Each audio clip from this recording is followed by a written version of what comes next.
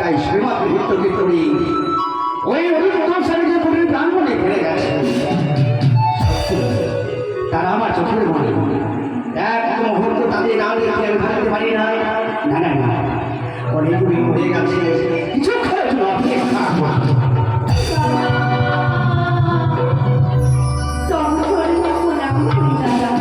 আশীর্বাদ করি চিরসুখী হও কি হবে প্রায় কেন আসিয়াছো ভাই অবিলম্বে প্রকাশ করো।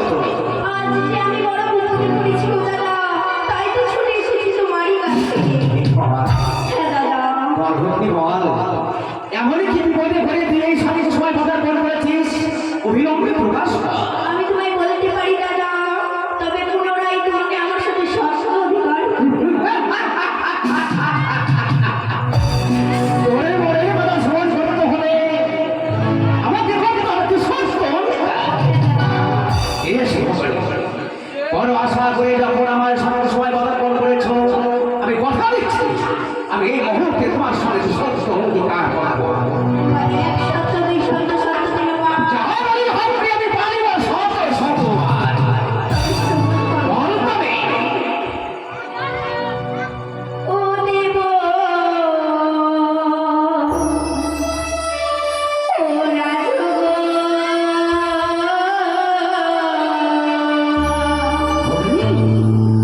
না বুঝিল চান সদা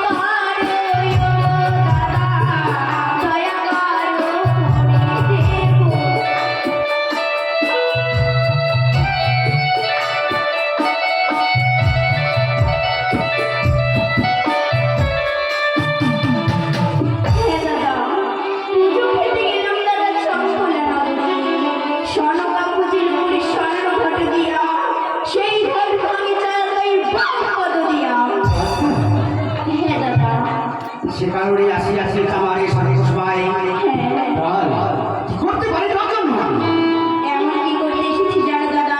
বল বল তোমার রয়েছে ওই অনুরোধ উষা, সেই অনুরোধ উষাকে আমার হস্তে তুলে দিতে হবে। না হ্যাঁ দাদা, কিছুতেই তারা হচ্ছে আমার চোখের মনি, এক মুহূর্ত আমি তোমার হাত ধরে দিতে পারবো না। তুমি হয়তো ভুলে যাচ্ছ দাদা, তুমি আমার সাথে সত্য বলেছ। আর যদি সত্য হয় ভঙ্গ, এই মুহূর্তে আমি ছুটে যাবো এই মর্তধামে। তুমি দেখতে বিকাশকে বলে দেবো, দেবরাজ পাতালি কথার কারণে আপনি পারে না।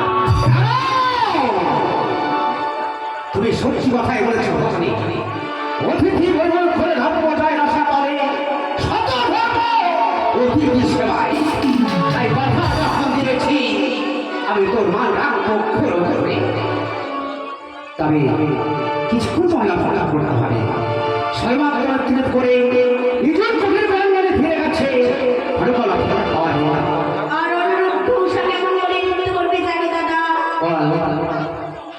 এক হাতে থাকবে ফুলের সাজি, এক হাতে থাকবে ঘিয়ের বাতি, মস্তকে থাকবে জলের ঘটি, তাথই তাথই করে নৃত্য করতে হবে। বেশ তাই হবে হরকলা ফেরা খাওয়া এই মুহূর্তে দেবশ্রীকে দেখে অভিনবে পাঠিয়ে দেবো ওই অনিত্য সার চোখের প্রাঙ্গণে। বেশ দাদা। কোথায় কোথায় দেবশ্রী